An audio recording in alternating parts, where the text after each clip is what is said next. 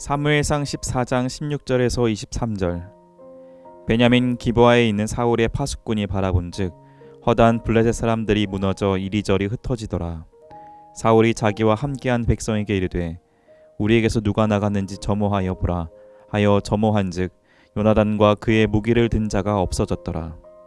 사울이 아히야에게 이르되 하나님의 궤를 이리로 가져오라 하니 그때 하나님의 궤가 이스라엘 자손과 함께 있음이니라. 사울이 제사장에게 말할 때에 블레셋 사람들의 진영에 소동이 점점 더한지라. 사울이 제사장에게 이르되 내 손을 거두라 하고 사울과 그와 함께한 모든 백성이 모여 전장에 가서 본즉 블레셋 사람들이 각각 칼로 자기의 동무들을 치므로 크게 혼란하였더라. 전에 블레셋 사람들과 함께하던 히브리 사람이 사방에서 블레셋 사람들과 함께 진영에 들어왔더니 그들이 돌이켜 사울과 요나단과 함께한 이스라엘 사람들과 합하였고 에브라임 산지에 숨었던 이스라엘 모든 사람도 블레셋 사람들이 도망함을 듣고 싸우러 나와서 그들을 추격하였더라. 여호와께서 그날에 이스라엘을 구원하심으로 전쟁이 베다웬을 지나니라. 안녕하세요. 우리 시민교회 오경선 목사입니다. 오늘은 사무엘상 14장 16절부터 23절 말씀으로 믿음의 빈틈이라는 제목의 말씀 묵상을 함께 나누도록 하겠습니다. 14장 앞부분은 요나단의 믿음을 잘 보여줍니다. 요나단이 무기든 자 하나를 데리고 블레셋 적진으로 뛰어듭니다. 하나님이 요나단과 함께 가십니다. 하나님이 함께 가면서 요나단 앞에 블레셋 군인들을 엎드러지게 합니다. 그러면 무기든 자가 엎드러진 자를 죽이면서 전진하는 장면입니다. 블레셋이 그 광경을 보고 무서워 떱니다. 군사들이 요나단 앞에 엎드러졌기 때문이 아니라 하나님이 땅을 뒤흔들며 그들에게 다가오셨기 때문입니다. 오늘 말씀은 그걸 지켜보던 사울 왕 이야기입니다. 사울이 멀리서 블레셋 진영을 바라봅니다. 블레셋 군인들이 서로를 공격하고 있는 모습을 보았습니다. 사울은 이게 어떻게 된 일인지 확인하기 위해 자기 군사 중에서 없어진 자를 조사합니다. 조사 결과 요나단과 무기든 자가 없는 것을 알게 되었습니다. 그럼 보통 아버지 같으면 어서 가서 왕자를 구하자며 전쟁에 뛰어들 것입니다. 하지만 사울은 이상한 행동을 합니다. 그는 제사장 아히야에게 하나님의 궤를 가져오라고 합니다. 내가 하나님의 뜻을 묻겠다는 것입니다. 무슨 뜻을 묻겠다는 것일까요? 요나단을 구하러 갈까요, 말까요? 전쟁하러 갈 때 법궤를 가지고 갈까요, 말까요? 이런 것을 묻겠다는 것일까요? 아버지의 믿음이 아들만도 못합니다. 아들은 하나님이 함께 하심을 믿고 적진에 나가 용기 있게 싸우는데 아버지는 자신의 행동과 결정에 확신이 없습니다. 늘 남의 의견을 묻습니다.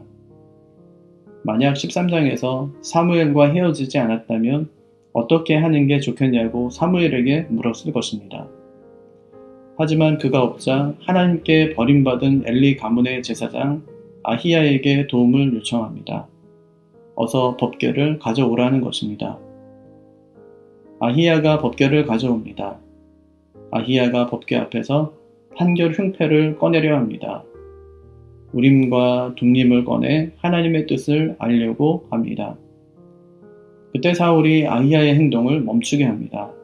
내 손을 거두라는 것입니다. 사울은 아히야에게 하나님의 뜻을 물으라 해놓고 자기 시선은 블레셋에 가 있습니다. 지금 블레셋에서 일어나는 일을 보니 하나님의 뜻을 물을 필요가 없어졌습니다. 지금 그들이 서로를 쳐 죽이며 아수라장이 되었기 때문입니다. 이것이 사울의 신앙입니다. 그는 내가 싸워서 이길 것 같으면 하나님이 필요 없고 질 것 같으면 하나님이 필요한 불신앙의 사람입니다.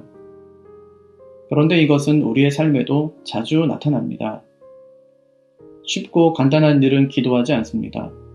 어렵고 힘든 일이 생겨야만 하나님을 찾습니다. 하나님을 쉬게 해드리기 위해서가 아니라 그게 내 믿음인 것입니다. 사울이 자신의 군인들과 함께 함성을 지르며 싸움터로 나갑니다. 가까이 가서 보니 블레셋 군인들이 자기들끼리 칼로 죽이고 있습니다. 이스라엘을 배신하고 블레셋 편에 섰던 히브리 사람들도 블레셋 사람을 치기 시작했습니다. 블레셋이 무서워 산으로 도망간 사람들도 어느샌가 나와 전쟁에 동참했습니다. 사울이 요나단을 돕기 위해 끌고 간 군대는 600명에 불과했지만 탈영했던 병사와 숨어있던 병사들이 합류하자 금세 큰 군대가 되었습니다. 70인역은 사울과 함께한 군사가 10,000명 정도 되었다고 합니다. 하지만 이스라엘이 블레셋을 이긴 건 군대의 숫자가 늘어났기 때문이 아닙니다. 23절을 보면 여호와께서 그날에 이스라엘을 구원하심으로 전쟁이 베다웬을 지나니라고 합니다. 하나님이 싸워서 전쟁에서 이겼다는 말입니다.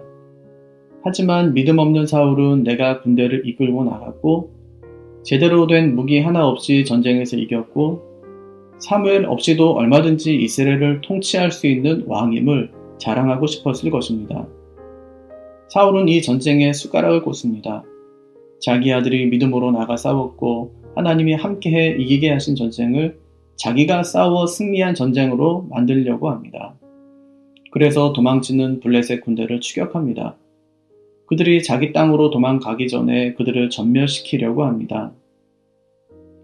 이스라엘 왕에게 있어 가장 중요한 질문은 전제적 왕이 될 것인가, 선제를 통해 하나님의 말씀에 순종하는 왕이 될 것인가 하는 것이었습니다. 전자는 고대 근동 왕들의 모습이고 후자는 이스라엘의 독특한 왕의 모습입니다. 사울은 전자가 되기를 원한 것 같습니다. 그래서 하나님을 버리고 힘을 택한 것처럼 보입니다. 우리도 이와 비슷한 모습에 직면해 있습니다. 내가 인생의 주인이 되어 살 것인가? 아니면 말씀에 순종하며 살 것인가?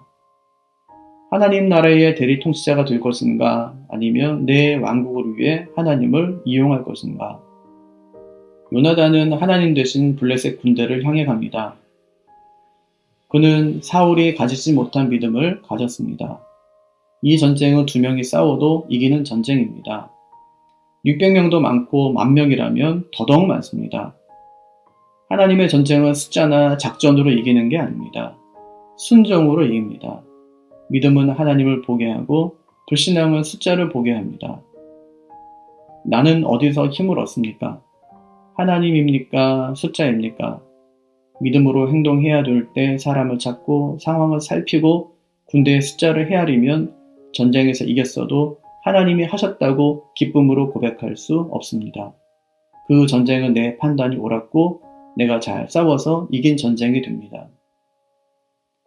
보이지 않는 것을 보는 눈을 믿음이라고 합니다. 요나단은 믿음이 있어 이깁니다. 사울은 믿음이 없어 집니다. 하나님 백성의 승패는 실력에 달려있지 않습니다. 믿음이 작아도 믿음이 있으면 믿음을 통해 역사하시는 하나님의 큰 능력을 경험하게 될 것입니다. 믿음은 하나님을 움직이게 합니다. 믿음은 하나님을 일하게 합니다. 내게는 믿음의 빈 틈이 없는지 잘 살펴보시고 그 틈을 잘 메워 믿음으로 사는 그런 하루가 되시기를 바랍니다.